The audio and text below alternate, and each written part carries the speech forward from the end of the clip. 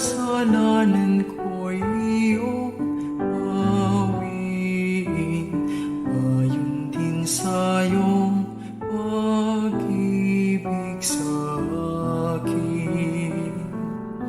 Linisin mo sana ang aking karuhan, at patawarin mo ang aking kasalanan. Sa ngalan ng Ama, ng Anak at ng Espiritu Santo. Amen. Sumainyo ang Panginoon. At sumayin niyo rin. Mga kapatid, ano ba ang kabanalan para sa inyo? What is holiness for you? Maaaring ang iba, iniisip na banal ka pag ikaw ay mabait, mabuti, at tumutulong sa iba. Ang iba naman, ang kabanalan ay pagiging madasalin, malapit sa simbahan. Napakaganda ng kahulugan na nakita ni Santa Teresa ng Avila. Para sa kanya, ang kabanalan ay pakikipagkaibigan sa Diyos. Ang kabanalan ay pagiging matalik na kaibigan ni Jesus. What a beautiful definition of holiness. Holiness for Saint Teresa of Avila is to be a faithful and great friend of God, to be a close friend of Jesus. Magandang itanong yan. Magandang pagmunihan. Ako ba ay kaibigan ng Diyos? Malapit ba ako kay Jesus? Dahil kung hindi ka kaibigan ng Diyos at ni Jesus, ano ka? Kung hindi, ikaw ay isang kalaban niya. At sino ba ang kalaban ng Diyos? Kung hindi ang masama. Yan po ang hilingin natin sa banal na misang ito. Naway mas lumalim pa ang ating pagmamahal at pagkakaibigan sa Diyos at sa ating Panginoong Hesukristo. Para tayo po ay makitang karapat-dapat na makatanggap sa mga banal na misteryo, hilingin muli natin ang awa at pagpapatawad ng Diyos sa mga pagkakataon na pinagtaksilan natin siya, o kaya naman sa mga pagkakataon na hindi tayo naging totoo at tapat sa ating mga minamahal at kaibigan. Inaamin ko Sa makapangyarihang Diyos at sa inyo, mga kapatid, na lubha akong nagkasala sa isip, sa salita, sa gawa, at sa aking pagkukulang. Kaya isinasamo ko sa mahal na Birheng Maria, sa lahat ng mga anghel at mga banal at sa inyo, mga kapatid, na ako'y ipanalangin sa Panginoong ating Diyos. kaawaan tayo na makapangyarihan Diyos, patawarin tayo sa ating mga kasalanan, at patnubayan tayo sa buhay na walang hanggan. Amen.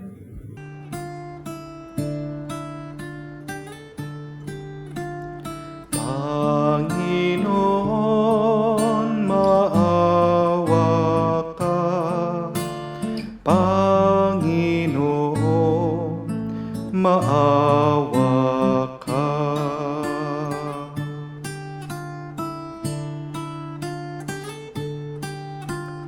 Kristo, maawa ka. Kristo, maawa ka sa amin. Panginoon, maawa ka. Panginoon, maawa ka. Manalangin tayo. Ama naming makapangyarihan, ipagkaloob mong aming magampanan ang pagsasakasalukuyan ng pagpapakasakit ng aming poong mahal, upang kami pagindapatin magkamit ng ibinunga nitong kapatawaran. Sa pamamagitan ni Jesucristo, kasama ng Espiritu Santo, magpa sa walang hanggan. Amen. Pagbasa mula sa aklat ni Propeta Isaias. Makinig kayong mga taong naniniraan sa malalayong lugar. Pinili na ako ng Panginoon bago pa isilang at tinirang niya ako para siyang paglikuran. Mga salita ko'y ginawa niyang sintalas ng tabak. Siya ang sa akin laging nag-iingat. Ginawa niya akong parang matulis na palaso na sa anong oras andang itudla. Sinabi niya sa akin, Israel, ikaw ay lingkod ko. Sa pamamagitan mo ako'y dadakilain ng mga tao. Ngunit tugon ko, ako ay nabigo sa aking pagsisikap. Hindi nagtagumpay gayong ibinuos ko ang aking lakas. Gayon may itinitiwala ko sa Panginoon ang aking kalagayan na ako'y gagantipalaan sa aking nakayanan. Bago pa ako ipinanganak ay inirang na ng Panginoon. Pinili niya ako para maging lingkod niya upang tipunin ang nangalat na mga Israelita at sila'y ibalik sa bayang Israel. Binigyan ako ng Panginoon ng karangalan. Sa Kanya nagbubuhat ang aking karangalan. Sinabi ng Panginoon sa akin, Israel, na aking lingkod, may mas maalaga pa akong ipapagawa sa iyo. Bukod sa pagpapanumbalik sa mga Israelitang nabali, na labi ay gagawin kitang tanglaw ng mga bansa upang lahat sa daigdig ay maligtas. Ang salita ng Diyos. Salamat sa Diyos. Patuloy kong isasaysay ang dulot mong kaligtasan. Patuloy kang isasaysay ang dulot mong kaligtasan. Sa iyo lang, Panginoon, lubos akong nananalig. Huwag niyo akong pabayaan, mapaiya at malupig. Tulungan mo ako ngayon, yamang ikaw ay matuwid. Ako sana ay sagipin, sa daing ko ay makinig. Patuloy kang isasaysay ang dulot mong kaligtasan. Ikaw nawa ang muog ko at ligtas na kakanlungan, matatag na kublian ko at matibay na sanggalang. Sa lahat ng masasama, O Diyos, ako'y ipaglaban. Sa kuko ng mababagsik, huwag mo akong pabayaan. Patuloy kang isasaysay ang dulot mong kaligtasan. Panginoon, sa iyo ko'y nilagak ang pag-asa, maliit pangbata ako, sa iyo'y may tiwala na. Sa simula at mula pa, wala akong inaasaang mag-iingat sa sarili, kundi tanging ikaw lamang. Kaya naman ikaw, poon, pupuriin araw-araw. Patuloy kang isasaysay ang dulot mong kaligtasan. Pagkat ikaw ay dakila, patuloy kong isasaysay. Maghapon kong ihahayag ang dulot mong kaligtasan. Sa pulpa sa pagkabata, ako'y iyong tinuruan. Hanggang ngayon, sinasambit ang gawa mong inangahan. Patuloy kang isasaysay ang dulot mong kaligtasan.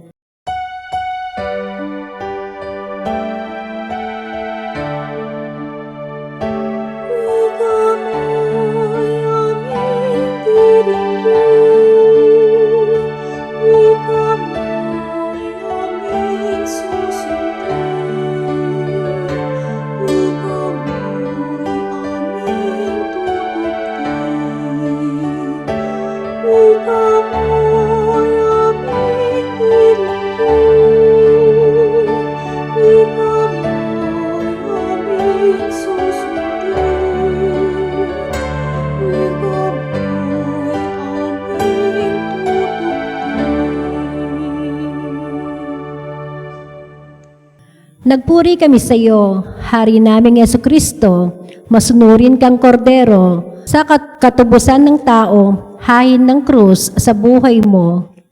Sumainyo ang Panginoon. At sumainyo rin. Ang mabuting balita ng Panginoon ayon kay San Juan.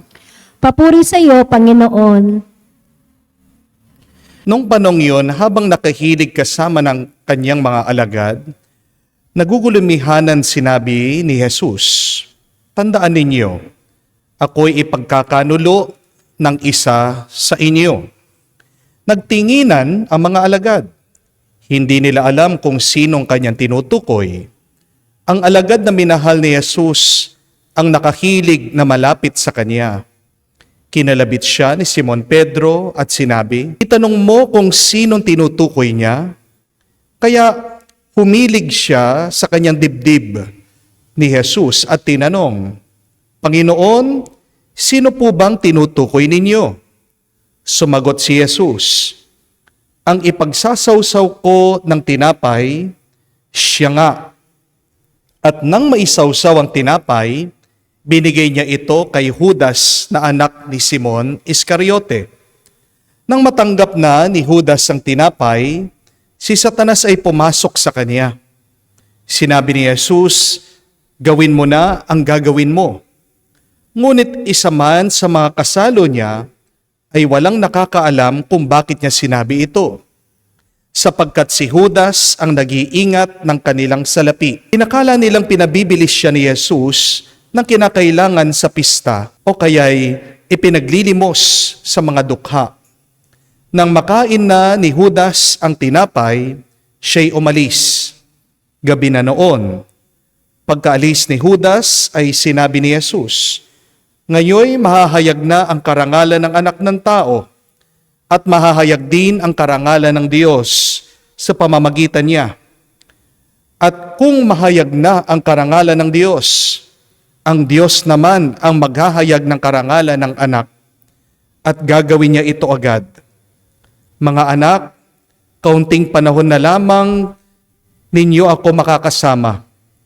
Hahanapin niyo ako, ngunit sinasabi ko sa inyo ngayon, ang sinasabi ko sa mga Hudyo, hindi kayo makakapunta sa paroroonan ko." "Saan po kayo pupunta, Panginoon?" tanong ni Simon Pedro. Sumagot si Jesus, "Sa paroroonan ko'y hindi ka makakasunod ngayon, ngunit susunod ka pagkatapos." "Bakit po hindi ako makakasunod sa inyo ngayon?" tanong ni Pedro.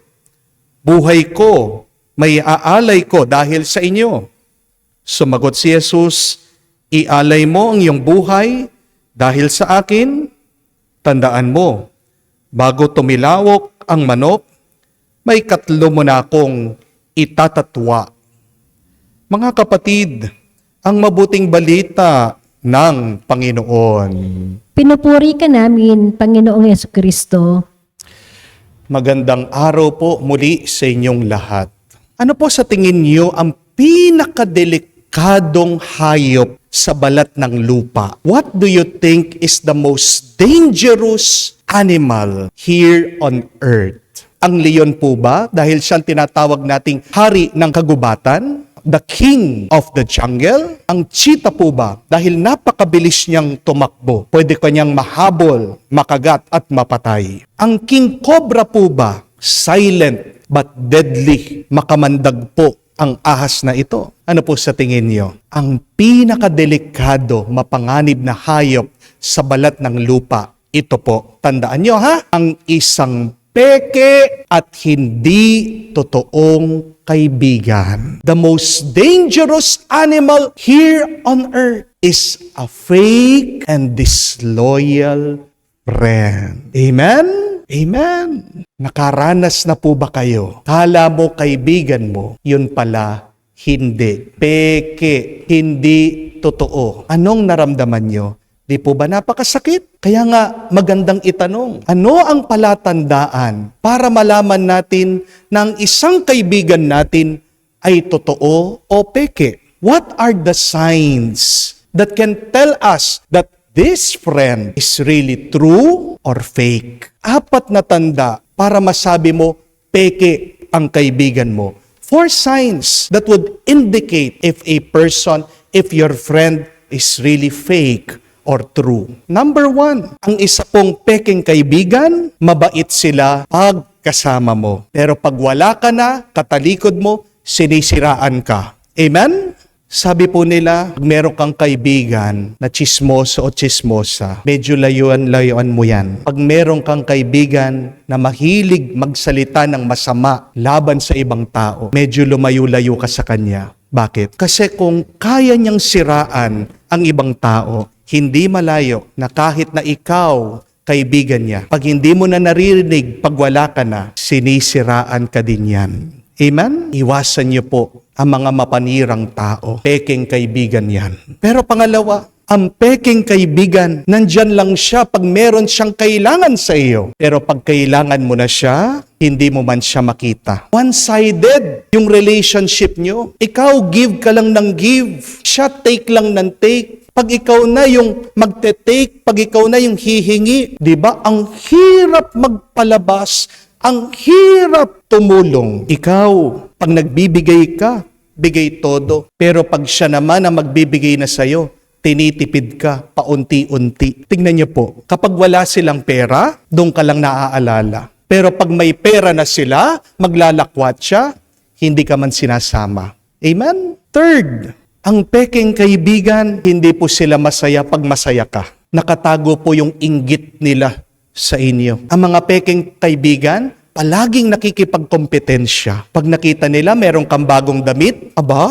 bibili din yan ng bagong damit. Pag meron kang bagong cellphone, ninanais din na bumili, palitan na yung kanya cellphone. Kapag nagkwekwento ka, masaya ka, ayaw din niyang masapawan, magkwekwento din. Sinong pekeng kaibigan? Yung gusto niya, siya lang ang bida. Amen? Pero pang-apat, ang peke pong kaibigan, hindi ka palagay sa kanya. Mararamdaman nyo naman po yan sa kutob na hindi ka payapa o hindi ka talaga tunay na masaya pag nandyan siya. Iba po yung energy ng isang pekeng tao. Di po ba? Imbis na pinapasaya ka niya, pag nandyan na yung taong yan, parang napakabigat na ng iyong nararamdaman. Ang tanong po, anong gagawin natin pag natuklasan natin, nalaman natin na isa sa mga kaibigan natin, hindi totoo at peke sila sa atin? Simple lang po, sundan natin ang halimbawa ni Jesus. Tingnan niyo po ang ating Panginoon. Alam naman niya, itong kanyang mga alagad na pinili, darating ang panahon, hindi sila magiging tapat sa kanya. Sa panahon ng kanyang pangangailangan, hirap, sakit, anong ginawa ng kanyang mga alagad? Inabandon siya, iniwan siya, tinalikuran siya. Alam po niya, hindi magiging totoo ang kanyang mga piniling alagad, mga kaibigan niya. Lalong-lalo na si Judas. Pinagdasal ng ating Panginoon. Alam niya, nababasa niya sa puso niya, na ibebenta siya ni Judas. Alam din niya, di po ba? Kahit si Pedro, 3 beses po siyang ipagkakalulo. Pero ito po ang nakakamangha at nakakabilib, na kahit na alam ni Jesus na siya'y pagtataksila ng mga mismong kaibigan niya, hindi nagbago ang trato niya sa kanila. Minahal niya sila, tinanggap niya sila, kasama niyang kumain, binigyan niya ng kapangyarihan, pinagkatiwalaan sila hanggang huli. Hindi po sumakit ang loob at nagalit ang ating Panginoon sa kanyang mga alagad. Mga kapatid, kung man makakaranas kayo ng peke at hindi totoong kaibigan sa buhay niyo, be like Jesus. Continue loving them. Continue praying for them. But beware of them. Mag-ingat kayo sa kanila. Bakit ang hirap para sa atin na mahalin yung mga taong nakasakit sa atin? Kasi kala natin ang pagmamahal ay pagtitiwala muli. Pero i-correct niyo po yun, ha? Hindi ibig sabihin, minamahal mo ang isang tao, pinagkakatiwalaan mo siya. Tama po. Pag sinira ang inyong tiwala, hindi naman po agad-agad ganun kadali na pagkakatiwalaan mo rin siya. Tandaan niyo po yan. Loving does not mean trusting again. How will you trust again that friend if they are repentant? If they recognize their fault? If they are humble? Yan po ang pagkakaiba ni Judas at ni San Pedro. Parehas po, itong dalawang alagad na ito, kaibigan ng ating Panginoon, nagkamali sila, pinagtaksilan si Jesus. Pero bakit itong si San Pedro, pinagkatiwalaan ng ating Panginoon, binigay pa sa kanya ang susi ng langit kasi humingi ng tawad si San Pedro. Mga kapatid, wala naman pong perpekto sa atin eh. Di po ba? Lahat naman po tayo peke eh. Aminin nyo. Huwag niyong itatago. Nag-i-expect tayo na ang ibang tao maging totoo sa atin bago mo asahan ng ibang tao ay maging tapat. Tanungin mo muna ang iyong sarili, ikaw ba ako? Tapat ba ako? Sumasakit ang loob mo ng ibang tao ay hindi naging totoo sa'yo. Pero ikaw hindi naman sumasakit ang loob mo. Pagpeke ka sa pakikiharap mo sa kanila at sa iyong pamumuhay harap ng Diyos. So before you expect people to be true to you, please strive to be true to other people and to be true to God. Love, but be careful in whom you trust. Sino po ang makakapagmahal sa mga pekeng tao? 3 klase lang naman po ng tao ang pwedeng magmahal sa mga manloloko. Tandaan niyo po yan. Una ay isang manloloko din. Kaya nga yung kasabihan, hindi po ba? Birds of the same feather flock together. Pero pangalawa, ang mangmang, ang tanga. Pasensya na po sa salita. Dahil pag ignorante ka, wala kang kaalam-alam, madali ka magtiwala. Pero ang pangatlo, ang makakapagmahal lang sa mga manlaloko, ay mga banal na tao. Only holy and kind people can love those people who have hurt them. Only good and holy people can continue loving even if it hurts. Why? Because holy people believes in second chances.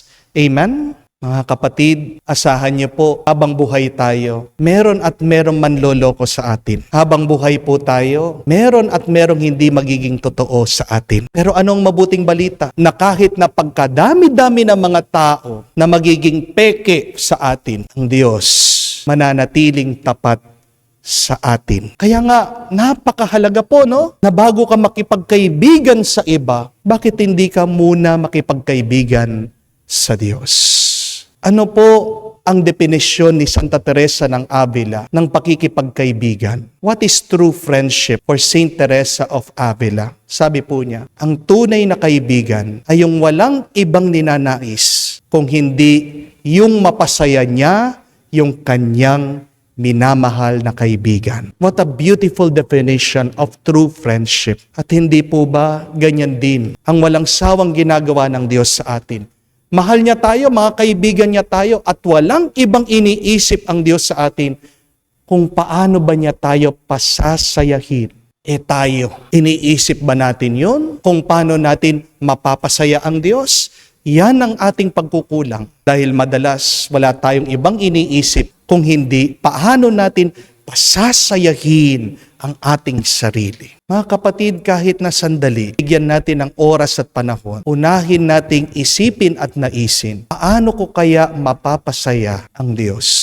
Isipin niyo po, pagdasal niyo, paano ko kaya mapapasaya ang mga kaibigan ko? Dahil tandaan niyo po, pag ninanais mo, panaginip mo at pangarap mo na mapasaya ang ibang tao, dun sa ginagawa mong yun, bumabalik din sa iyo. Nagiging masaya ka din dahil sa iyong pagnanais ng iba ay maging masaya. That is the irony of loving, of trying to make other people happy. Try it. Make others happy. You will also be happy in the process.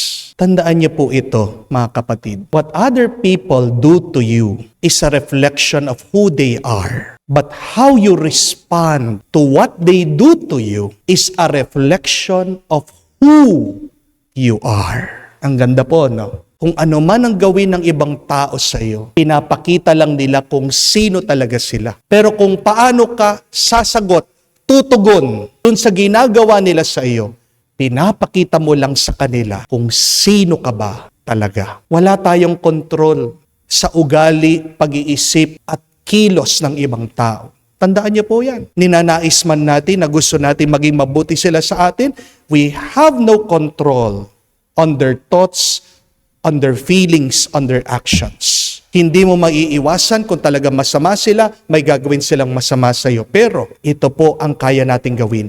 We can control how we respond to the evil, how we respond to the bad thoughts and bad actions of other people. So pag niloko ka, pag hindi sila naging totoo sa iyo, pag peke sila, pag pinagtaksilang ka na mga kaibigan mo at minamahal mo, magandang itanong, how will you respond? Paano ka tutugon? Harinawa, wag nating suklian ng masama kung masama man ang ginawa ng iba. Kung man pinagtaksilan ka, kung man niloko ka, kung man hindi naging totoo at peke ang tao sa iyo, ang itugon mo sana ay kabutihan, katapatan, at pagiging totoo. Dahil kung tayo nagsusumikap na maging mabuti sa gitna ng hindi tama at masama na ginagawa ng iba sa atin, tayo'y nagiging banal kamukha ni Jesus.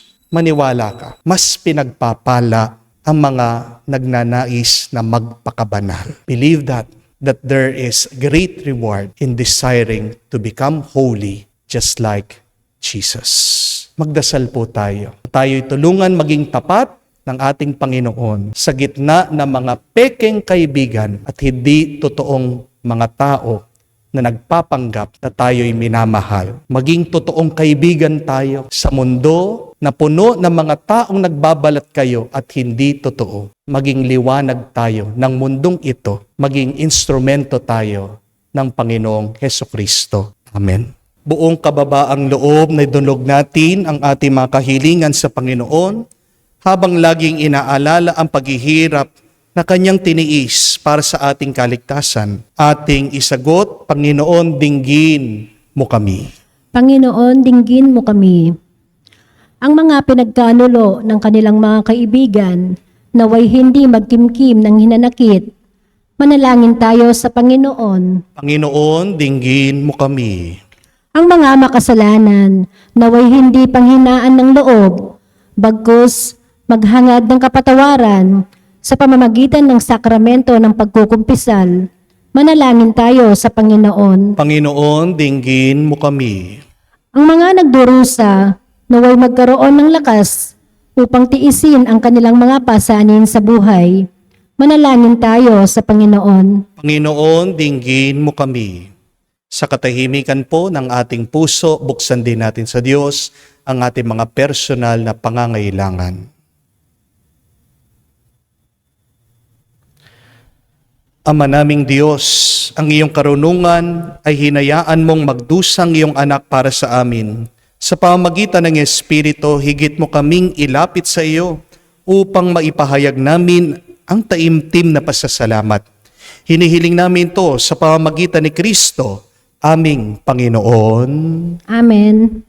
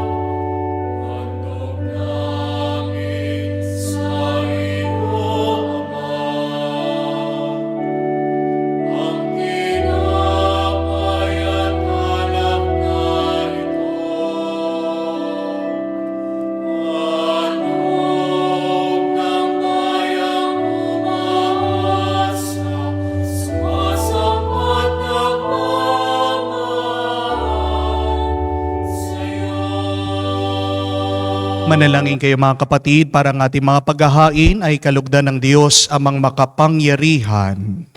Tanggapin nawa ng Panginoon itong paghahain sa iyong mga kamay sa kapurihan niya at karangalan sa ating kapakinabangan at sa buong sambayanan banal. Ama naming lumikha, tunghayan mo ang mga alay ng iyong angkan na ginawa mong magkasalo-salo sa paghahaing banal.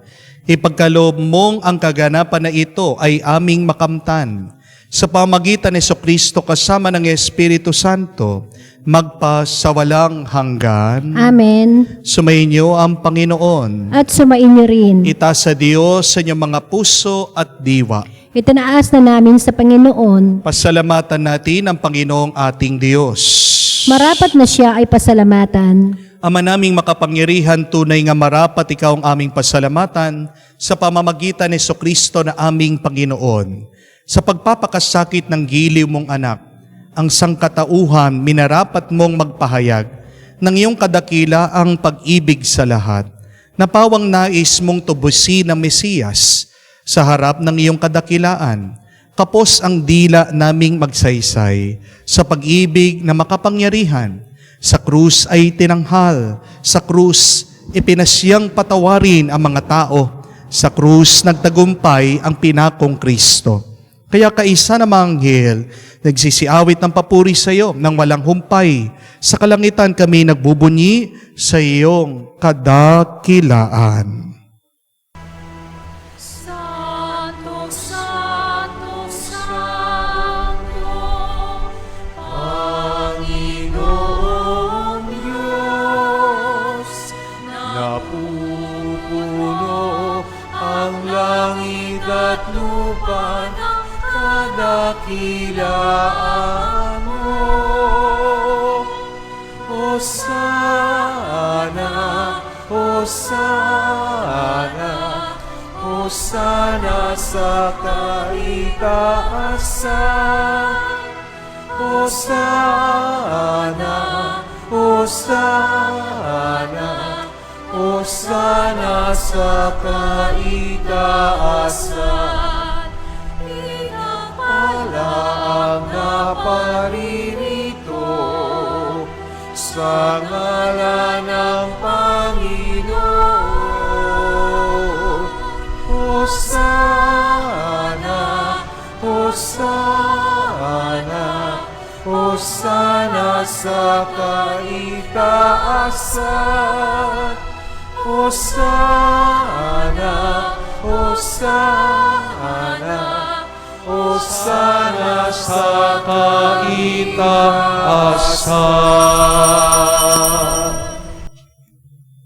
Ama naming banal, ikaw ang bukal ng tanang kabanalan, kaya't sa pamamagitan ng iyong Espiritu, gawin mong banal ang mga kaloob na ito, upang para sa amin maging katawan at dugo ng aming Panginoong Heso Kristo.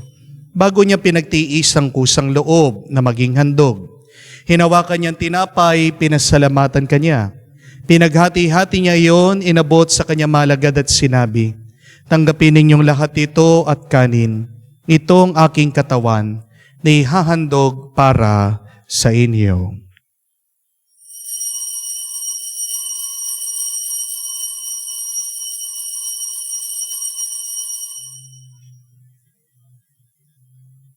Gayon din naman nung matapos ang hapunan, hinawakan niyang kalis, muli kanyang pinasalamatan. Inabot niyang kalis sa kanya malagad at sinabi, tanggapin ninyong lahat ito at inumin, itong kalis ng aking dugo, ng bago at walang hanggan tipan. Ang aking dugo na ibubuhos para sa inyo at para sa lahat, sa pagpapatawad ng mga kasalanan. Gawin ninyo ito sa pag-alaala sa akin.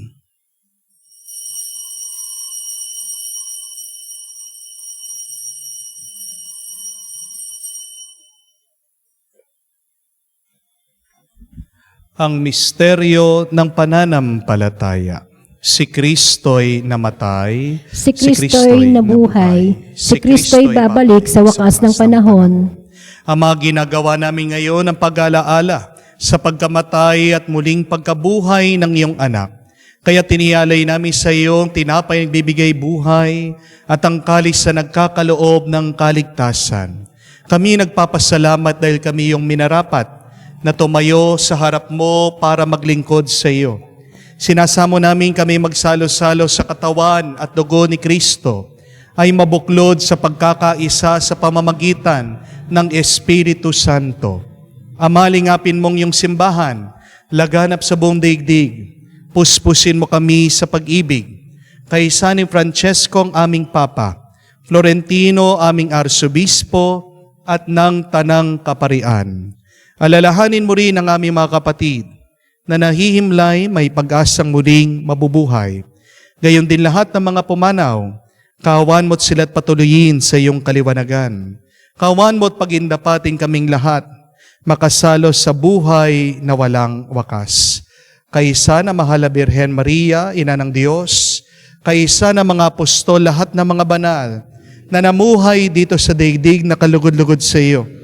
May pagdiwang nawa namin ang pagpupuri sa kararangal mo sa pamamagitan ng iyong anak aming Panginoong Hesu Kristo. Sa pamamagitan ni Kristo, kasama niya at sa Kanya, ang lahat ng parangal at papuri ay sa iyo, Diyos Amang makapangyarihan, kasama ng Espiritu Santo, magpasawalang hanggan. Amen, amen, amen. Sa nakakagaling na utos at turo ni Jesus sa Panginoon natin Diyos, ipahayag nating lakas loob.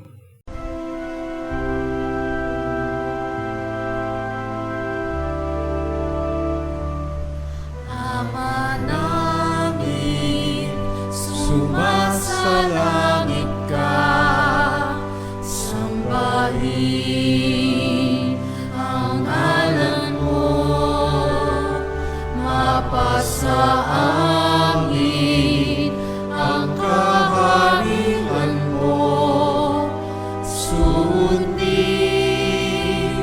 ang loob mo dito sa lupa para nang sa langit. Bigyan mo kami ngayon ng aming kakanin sa araw-araw, at patawarin mo kami sa aming mga sala para nang magpapatawad namin sa nagkakasala sa amin.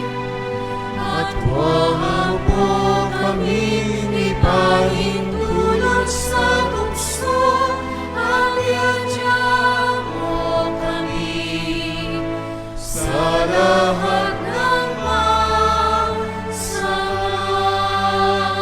Hinihiling namin kami adya sa lahat na masama, pagkalooban ng kapayapaan araw-araw, iligtas sa kasalanan, ilayo sa lahat ng kapamakan, samantalang aming pinanabikan ang dakilang araw ng pagpapahayag ng tagapagligtas naming si Hesu Kristo. Sapagkat iyo ang kaharian at ang kapangyarihan at ang kapurihan magpakailanman. Amen. Panginoong Hesu Kristo, sinabi mo sa mga apostol, kapayapaan ang iniiwan ko sa inyo, ang aking kapayapaan ang binibigay ko sa inyo. Tunghayan mo ang aming pananampalataya at huwag ang aming pagkakasala. Pagkalooban mo kami ng kapayapaan at pagkakaisa ayon sa iyong kalooban. Kasama ng Espiritu Santo, magpasawalang hanggan. Amen. Kapayapaan ng Panginoon ay laging sumainyo. At sumainyo rin. Magbigayan po tayo ng kapayapaan sa bawat isa. Peace with you po. Kapayapaan po sa inyong lahat. Kordero ng Diyos na nag-aalis ng mga kasalanan ng sanlibutan,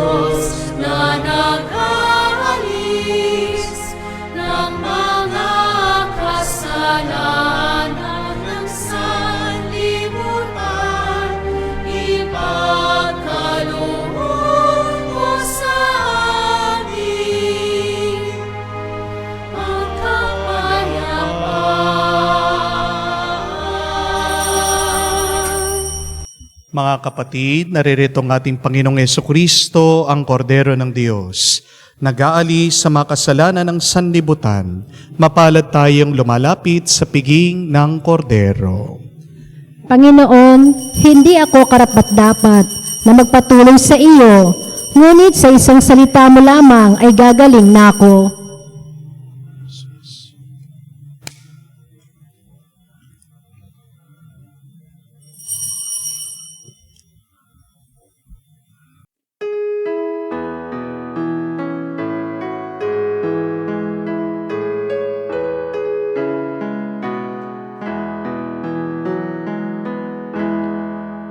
Tinanggap ko ang buhay na Diyos, puso ko ay nakala. Tinanggap ko buhay na Diyos, puso ko ay natuwa. Tinapay siya ng buhay, hinati at binigay para mangbigay buhay. Huwag mangamba kailanman.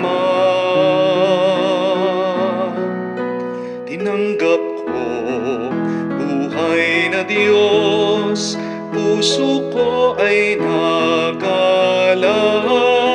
Tinanggap ko buhay na Diyos, puso ko ay natuwa.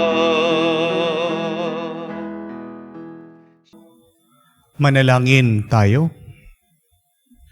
Ama naming mapagmahal, kami mga tumanggap sa banal na pakikinabang ay dumudulog sa iyo at nakikiusap pagbigyan. Sa kahilingan namin ang piging mong bigay ay maging pagsasalo nawa namin sa iyong walang maliw na buhay. Sa pamamagitan ni Jesucristo, kasama ng Espiritu Santo, magpa sa walang hanggan. Amen. Napakaganda po ng nabasa kong kasabihan tungkol sa mga kaibigan. Sabi po, a true friend is one who remains with you even if the world has walked out on you. Ang ganda po, no? Ang tunay na kaibigan ay mananatili kahit na ikaw ay iwan ng iba. Pero, maganda rin pong paalaala sa atin ang ginawa ni Kristo bilang tunay na kaibigan. Na kahit na nagkamali ang iyong kaibigan, ay papatawarin at papatawarin mo pa rin siya. Kaya nga mga kapatid, kung man meron kang kaibigan na naging peke sa iyo, oo, mag-ingat ka na, maging matalino ka, medyo dumistansya ka ng kakaunti, pero hari nawa, maging kamukha ni Kristo, pagdasal mo siya, patawarin mo siya, mahalin mo siya. Mga kapatid, gaganda lang ang ating mundo kung darami ang mga mabubuti at tapat na tao. Naway, maging isa ka sa mga totoo at tapat na tao. Yan ang ipagdasal natin at ipagkaloob na grasya ng Diyos sa atin. Because faithfulness and truth are always rewarded by God. Hindi man maging totoo ang ibang tao sa iyo, manatili kang totoo para umapaw ang pagbabasbas at grasya ng Diyos sa buhay mo. Sumayin niyo ang Panginoon. At sumayin niyo rin. Kayo ay pagpalain ng Diyos makapangyarihan sa lahat, sa ngalan ng Ama, ng Anak, ng Espiritu Santo. Amen. Ang ating misa ay natapos na. Humayo kayo sa kapayapaan ni Kristo. Salamat sa Diyos.